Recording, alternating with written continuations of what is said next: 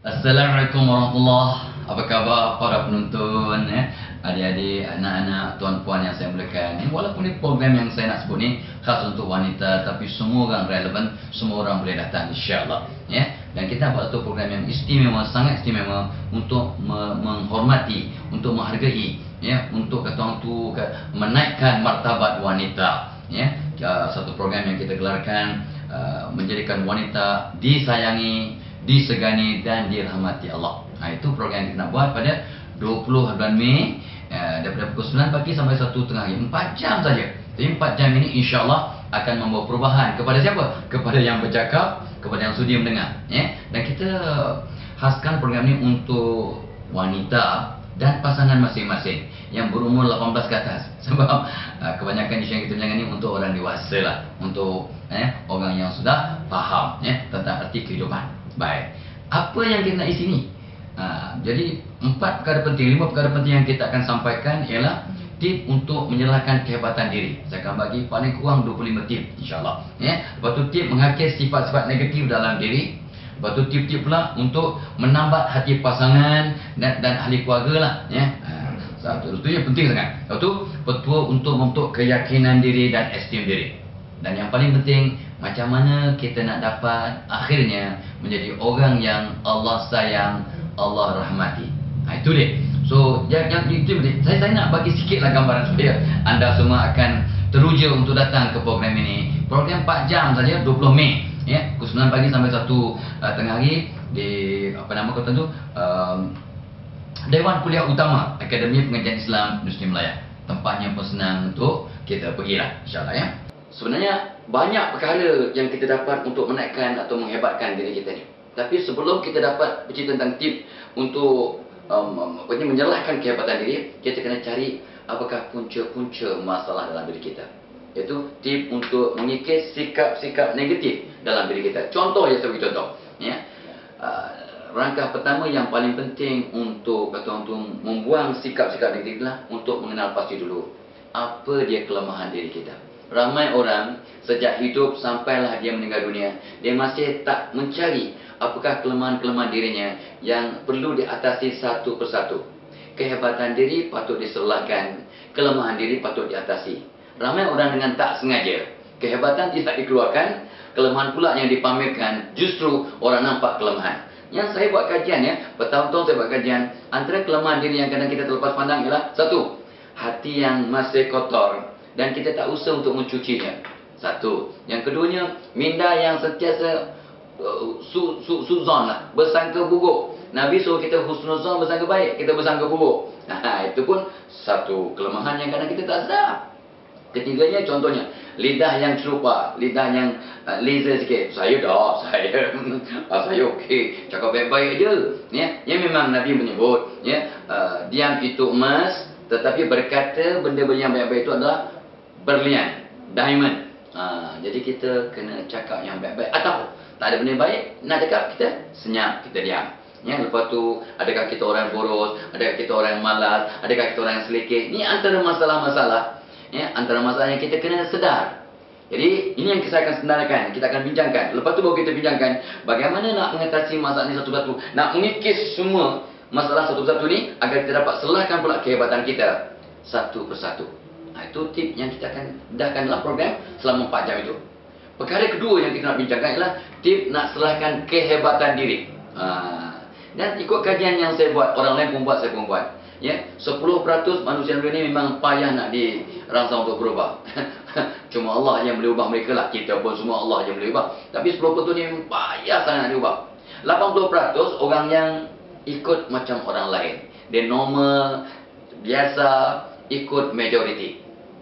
Dan kita nak masuk bulan yang ketiga, 10% yang sentiasa berubah, sentiasa yakin diri, sentiasa nak memperbaiki diri, nak jadi yang terbaik sebelum dia meninggal dunia. Ini yang saya nak share ni, ya. Apakah tip untuk menyerahkan kehebatan? Contohnya, apakah doa-doa yang patut kita amalkan setiap hari untuk jadi orang hebat?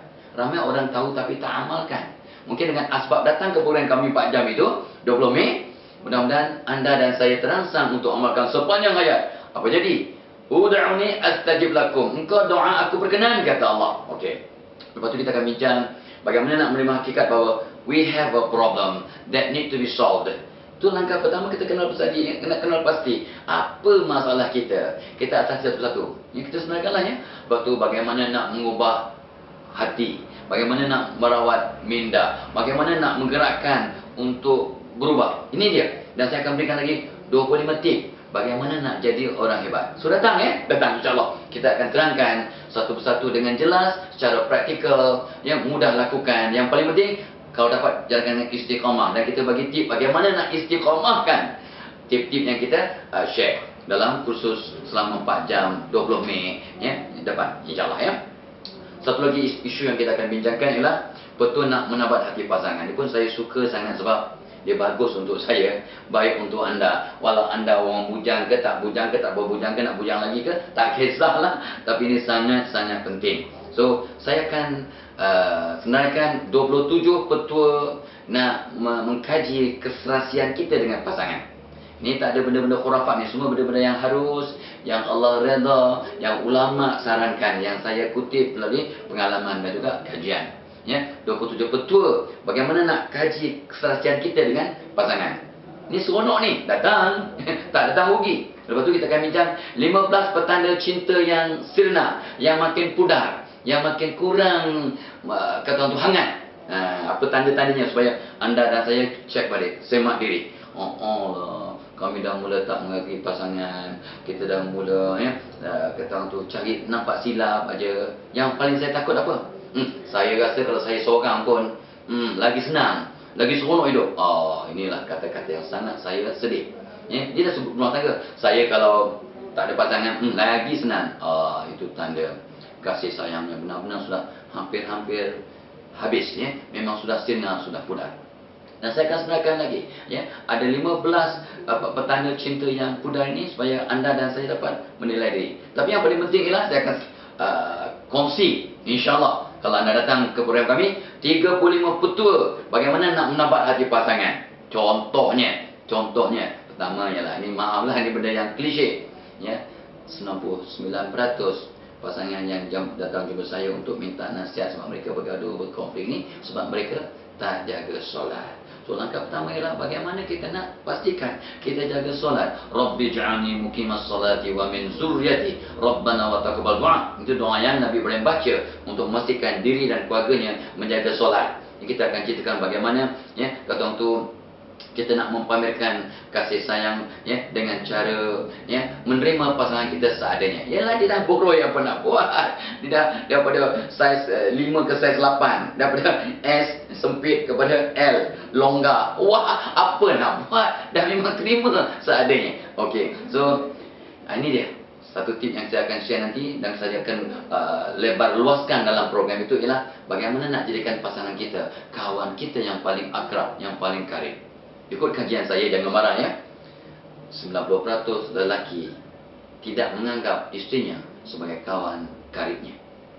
Tetapi 95% wanita menganggap suaminya kawannya yang paling karib.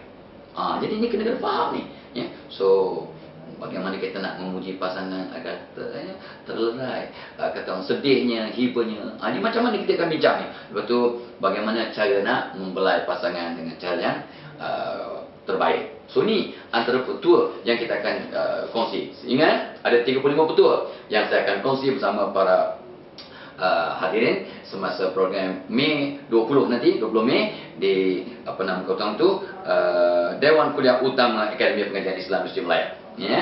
Dan topik terakhir yang saya akan bincang dalam program 4 jam itu ialah petua nak kata tu menjana keyakinan diri dan membentuk esteem diri. Ramai orang ya, saya ikut kajian ramai orang laki-laki ya, dia amat dambakan atau sukakan, cintakan wanita yang ada sifat-sifat kewanitaan tetapi mempunyai keyakinan diri yang cemerlang ya. Dia nak feminin tetapi confident. Ini dia. Jadi macam mana ni? Jadi kita akan terangkan paling kurang ada 10 ya langkah yang praktikal dan bijaksana untuk wanita dan laki-laki untuk bentuk keyakinan diri agar pasangan kita sayang kat kita, dan yang terpenting Allah pun sayang kat kita agar kita jadi orang yang disayangi, disegani dan dirahmati Allah. So, selamat datang kepada program kami. Saya war-warkan dan saya suruh anda semua datanglah ramai-ramai. Tidak akan rugi, cuma RM50 sahaja untuk program 4 jam. Kita akan bincang, bawa soalan, kita akan bincang insya-Allah, dan kita akan kalau kata rapat selesaikan masalah dalam waktu sesi 4 jam itu, mungkin kita boleh berinteraksi dengan Facebook dan juga SMS dan email. So, datanglah beramai-ramai. Saya menunggu datangan anda. Mudah-mudahan anda akan dapat manfaat yang banyak. Saya juga akan berubah jadi insan yang Allah sayang, yang disegani manusia dan nanti Allah. So, selamat, perkataan berkhusus, selamat datang ke program kami, ya, program khas yang untuk memuliakan, menghargai dan mentabatkan wanita dan juga lelaki. Ya, wassalamualaikum warahmatullahi wabarakatuh.